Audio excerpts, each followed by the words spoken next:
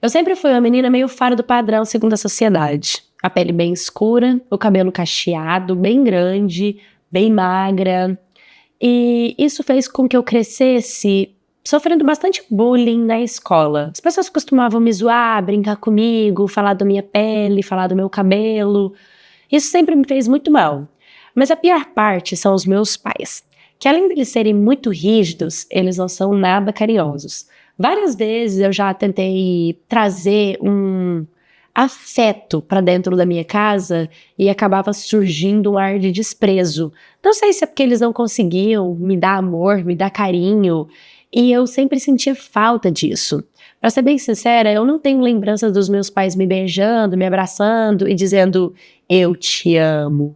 Então, isso sempre foi um vazio muito grande dentro de mim.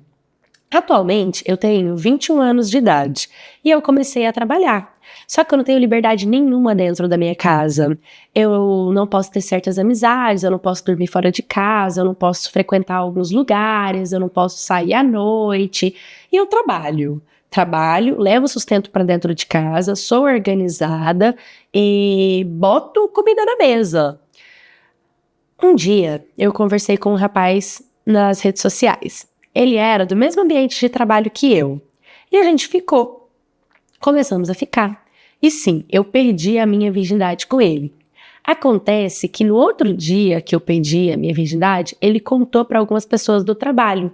O que muitas pessoas repreenderam ele, né, chamaram atenção, e foi questão de tempo para ele pedir conta e saiu desse trabalho. Foi bem constrangedor, mas eu me mantive porque o trabalho é um dos únicos lugares que eu tenho liberdade de ser quem eu sou.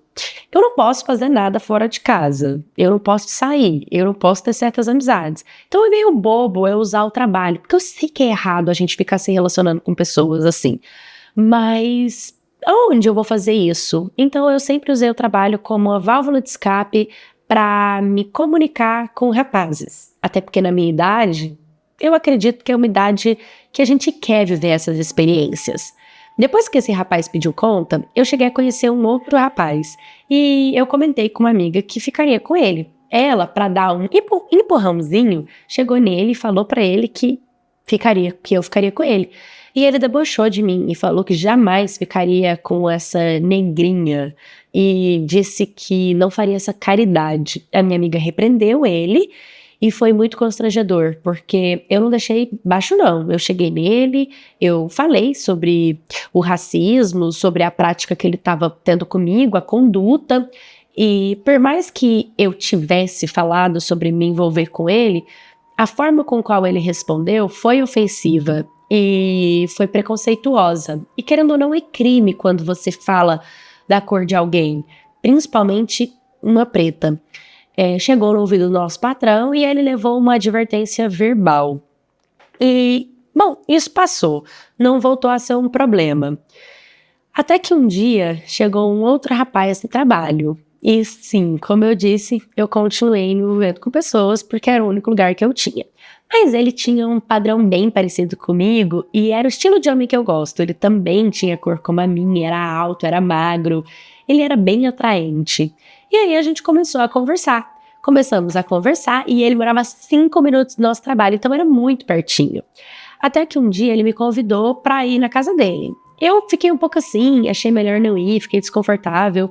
E aí a gente ficou na porta da casa dele conversando, mas não rolou nada além de conversa.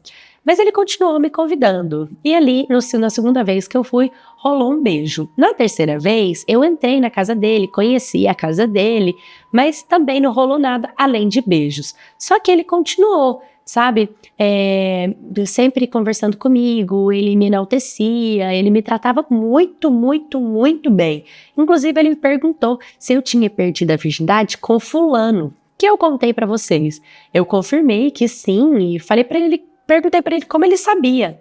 Ele disse que o fulano contou pra ele, inclusive contou detalhes detalhes do que a gente fez e ainda ficou falando mal de mim, você acredita? E eu fiquei tão bad, porque eu sempre tive insegurança, desde a infância eu sofro bullying na escola, então eu achei ruim eu ter perdido minha virgindade com um cara que depois ficou falando de mim, sabe? Mas esse rapaz, ele negou tudo isso, ele disse que, sinceramente, eu era muito legal, divertida, bonita, atraente, tinha várias coisas legais, tinha várias qualidades.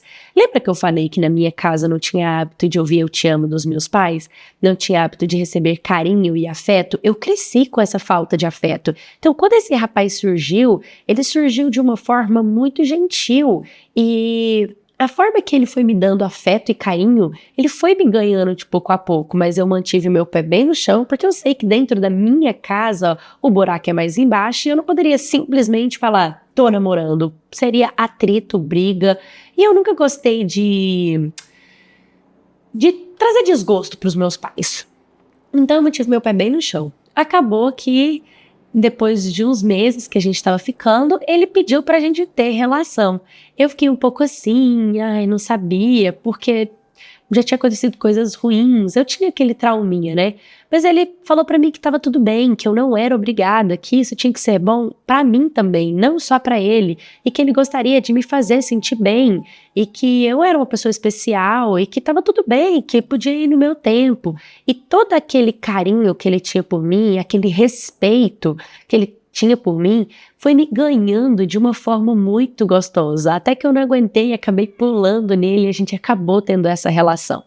Como eu já estava acostumada com pessoas que me tratavam de qualquer jeito, e principalmente o cara que me tirou a virgindade depois virou as costas, eu já imaginei que ficaria com ele e no outro dia ele me desprezaria. O que não aconteceu. Ele ficou mais encantado por mim e continuou me convidando para estar com ele, para estar próximo dele, para estar junto com ele. Até que um dia eu liguei para ele, né, porque ele não tinha ido ao trabalho, mas ele não respondeu. Então eu fui até a casa dele e lá tava o irmão dele junto com a cunhada, né? E aí eles me disseram que ele estava mal e que ele tinha ido ver a mãe. E eu comecei a descobrir um pouco mais sobre ele. A mãe dele sempre foi uma viciada, então, desde a infância, ele sofre também. A mãe dele tinha simplesmente roubado um cara e ele que estava resolvendo esse problema da mãe. E isso fez ele desenvolver ansiedade, depressão, alguns síndromes, como por exemplo do pânico, que desde a infância ele sofre com a mãe dele. E o irmão dele disse que ele tinha comentado de mim e pediu para que eu não saísse do lado dele, que estava sendo importante todo esse carinho, esse amor que ele estava tendo comigo, porque estava fazendo bem para ele. E aquilo me preocupou um pouco, porque eu fiquei me questionando, será que eu vou conseguir ter relacionamento com uma pessoa que tem tantos problemas assim emocionais? Por mais que eu tivesse os problemas com os meus pais, eu não tinha os mesmos problemas que ele. Então, isso me fez eu me questionar, mas eu me mantive muito na minha. É claro, continuei sendo amiga dele, até que chegou um dia em que ele se declarou pra mim.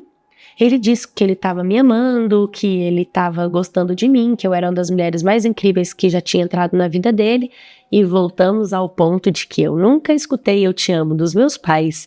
Então ter ouvido aquilo dele me fez ficar encantada. Mas eu disse pra ele que eu acho que a gente tinha que ir mais devagar, mas não sabia se eu estava pronta para um relacionamento. E ele me questionou se será que o fato dele ter alguns problemas emocionais, né, essas crises de ansiedade, depressão, problemas com a mãe dele, não teria a ver com o fato de eu não querer namorar com ele. E eu disse a ele que talvez, mas a gente não precisava se afastar, a gente só precisava continuar como nós estávamos. E assim a gente continuou como nós estávamos. Ele sempre me levava até a minha casa, não até a porta, mas próximo da minha casa, né?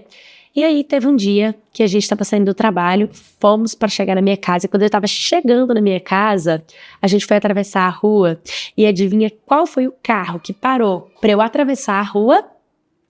Os meus pais. E o meu pai começou a descer do carro e a me maltratar. E ele começou a falar, entra no carro agora, senão eu vou te quebrar, que não sei o quê. Eu fiquei muito mal, e ele começou a falar, calma, calma, eu só sou um amigo dela. Ele estava tentando me proteger ali, falando que era só um amigo, mas na verdade ele não era só um amigo, ele era mais do que isso. Bom, eu tive que entrar no carro, chegou em casa, o meu pai começou a me descascar eles começaram a falar que eu era a decepção da família, ligaram para minha avó e começaram a falar que eu era uma vergonha. Eu não entendia, então depois eu liguei não só para minha irmã, como para minha avó também, para contar, porque, poxa, 21 anos de idade, eu sou independente, né, eu trabalho, e então minha avó me disse que não entendia porque os meus pais faziam isso comigo, eles não tinham motivo, e não, eu não era uma vergonha para a família, eu nunca me envolvi com drogas, eu não tive gravidez precoce na adolescência, eu nunca dei trabalho para eles, então não fazia sentido nenhum, além de eu trabalhar, eu sustentava também a casa, eu também pagava contas, eu também fazia compras, então não tinha por que eles me tratarem como eles estavam me tratando, e tanto a minha família, a minha avó e a minha irmã, quanto os meus amigos sempre ficaram do meu lado e sempre falaram, por que você não procura um lugar para você? Mas a verdade é que o salário atual que eu ganho não é o suficiente para eu alugar uma casa e sair da casa dos meus pais. Apesar que quando isso for acontecer, eu acredito que vai ser muito difícil. Porque pensa, se eles não deixam eu ir para uma festa, imagina eu ter a minha própria casa, a minha própria vida. A minha mãe, ela chegou a falar que se eu continuasse ficando com aquele negrinho, que eu fiquei muito magoada quando ela usou essa palavra, porque eu sempre sofri com isso. Então, como ela teve coragem de falar assim com eles, ela sabe que eu sempre sofri com isso da escola, bullying, desde a infância. Por que ela estava fazendo isso com um parceiro meu também, sabe? Fiquei muito magoada. Ela disse que nós mudaríamos de estado, o que sinceramente me deu muita vontade de dar uma risada na cara dela, porque sério, se a gente muda de estado, eu vou conhecer outro boy em qualquer lugar que eu tiver, porque é sobre a minha vida, não é só sobre ele. E eu tenho 21 anos, eu não sou mais uma criança. E outra coisa que meu pai falou que me deixou muito magoada foi o fato de que ele disse que deveria ter quebrado a cara daquele preto. E eu fiquei me perguntando por que eles estavam sendo tão grossos, arrogantes, ríspidos, sem educação, racistas, sabe? E ele tem a mesma cor que a minha, então será que eles não estavam entendendo que falar dele também estava falando de mim, da minha própria raça? Aquilo foi muito revoltante para mim, mas não revoltante o suficiente para desrespeitar os meus pais. Quando eu liguei para minha irmã mais velha, ela me disse que os meus pais, principalmente o meu pai, não tinha direito de falar que eu era uma vergonha para a família e lembrou que o meu pai traiu a mãe dela com a minha mãe. Então, quem são eles para falar da minha vida? Por que eles estavam querendo dar uma de santos, samaritanos, perfeitos? Sendo que eles não eram perfeitos, o casamento deles começou com a traição. Então, estavam errados e estavam colocando algo em mim que não deveriam colocar. Eu continuo conversando com ele e ele foi tão fofo, ele até sugeriu que viesse na minha casa, conversasse com meu pai, pedisse a minha mão para ele, mas eu deixei bem claro que seria bem pior, porque os meus pais estavam muito fechados, a mentalidade deles era muito fechada e que eles não iam estar abertos a receber ele de braços abertos e coração em paz. Porque eu que sou filha, sofro com eles, imagina uma pessoa que nem é filha, sabe? Atualmente eu ainda continuo com ele, continuo no meu trabalho, continuo na minha vida, mas a nossa relação dentro da nossa casa continua sendo a mesma. Os meus pais são rígidos, ríspidos, não me deixam fazer nada e eu simplesmente tô cansada de todo esse processo. Acredito que através de uma terapia eu possa começar a entender melhor o que eu sou e onde eu posso chegar e como eu posso me desvincular dessa relação que eu tenho com os meus pais, que é extremamente tóxica, para eu poder viver a minha própria vida. Mais uma vez a gente trouxe aqui um caso de racismo, e eu lembro vocês que a Lei 14.532, sancionada em 2023, equipara a injúria racial ao crime de racismo, aumentando a pena para quem comete esse tipo de discriminação. Pena para o crime de racismo é de reclusão de 2 a 5 anos, além de multa. O crime é imprescritível e não tem fiança, ou seja, você pode ser preso, pode ter que pagar alguma coisa para a vítima, mesmo assim você não consegue pagar para sair da cadeia. A pena é aumentada de 1/3 a metade se o crime for cometido em um contexto de diversão, descontração ou recreação. A pena é aumentada se o crime for cometido por funcionário público no exército de suas funções. Então, gente, a Lei 7.716 de 1989, também conhecida como a Lei do Racismo, pune qualquer tipo de discriminação ou preconceito com a origem de raça, sexo, cor ou idade, tá bom? Então, a nossa Constituição Federal de 1988 também estabelece que o Brasil deve promover o bem de todos sem preconceito de raça, cor, sexo, origem, idade ou qualquer outra forma de discriminação.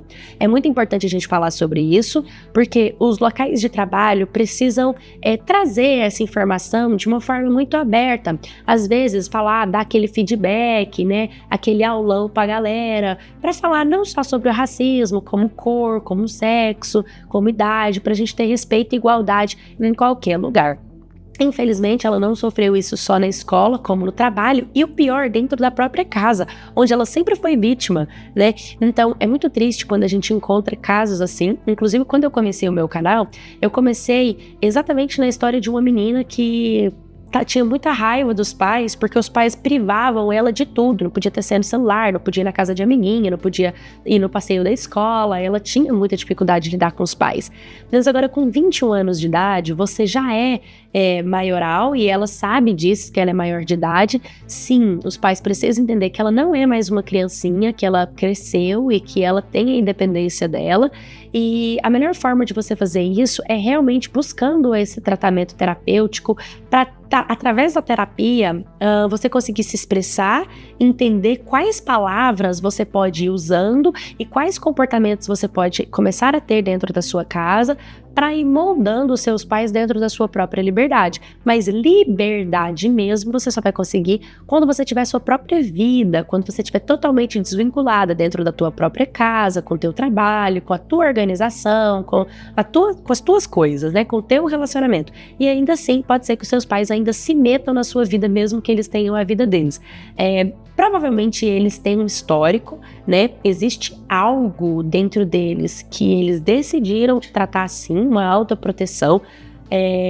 Talvez é algo pessoal deles e eles acabam despejando em cima de você, né? Talvez foi uma escolha que eles fizeram, talvez algum medo que eles têm e acaba colocando em cima de você, mas essa bagagem não é sua, é deles e eles precisam carregar essa bagagem com eles. Então, esse processo de autoconhecimento, de busca, é um processo totalmente seu e só assim, né, você vai conseguir sair sem um atrito, uma briga, e ainda assim pode ser que venha acontecer, infelizmente. O importante é você estar bem consigo mesmo, você entender que você não é um ser humano ruim, que você não está errada dentro dessa história, que você é maior de idade, que você é independente financeiramente e que emocionalmente você está bem também, né? Então, é isso, gente. Falando sobre racismo, falando sobre os pais. Deixa uma mensagem aqui embaixo, né? Se você já passou por algum tipo de preconceito, algum tipo de racismo, e me manda sua história no stories, canal de edpaula@gmail.com. Um beijo e até o próximo vídeo.